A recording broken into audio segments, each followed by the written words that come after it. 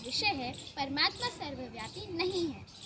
अभी तक भक्ति मार्ग में हम सभी ने यही सुना है कि परमात्मा सर्वव्यापी है और कण कण में है, किंतु अगर कभी हमें थोड़ा भी संदेह होता है तो हम इसे यह सोचकर बंद कर देते हैं कि यह नास्तिकों का विचार है, और अगर हम ऐसा सोचेंगे तो परमात्मा हमसे रूठ जाएंगे।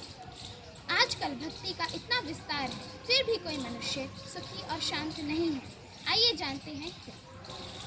परमात्मा की महिमा में हम सभी सुनते हैं कि वे पतित पावन, गुणों का सागर, सृष्टि के रचयिता, आदि मध्य अंत के ज्ञाता, हम सब की पालना करने वाले हैं।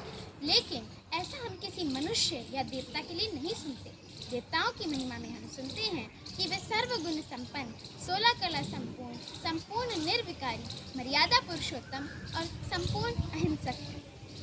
इनसे यह स्पष्ट होता है कि परमात्मा देवताओं से अलग है और परमात्मा एक है और परमात्मा सर्वव्यापी नहीं है।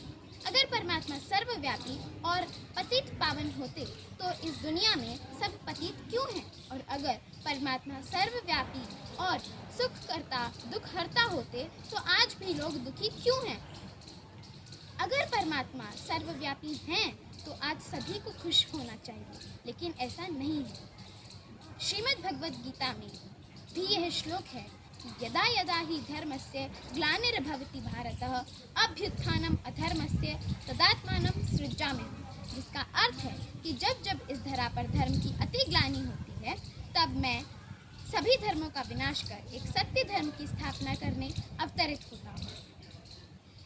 इससे यह स्पष्ट होता है कि परमात्मा इस धरा पर नहीं है और वे जब धर्म की अति ग्लानि होती है उस समय इस धरा पर अवतरित होते हैं।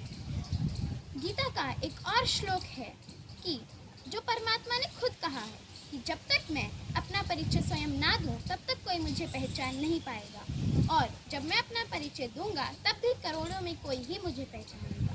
तो दोस्तों, जो भी मैंने बताया उससे यह स्पष्ट है कि परमात्मा सर्वव्यापी नहीं है।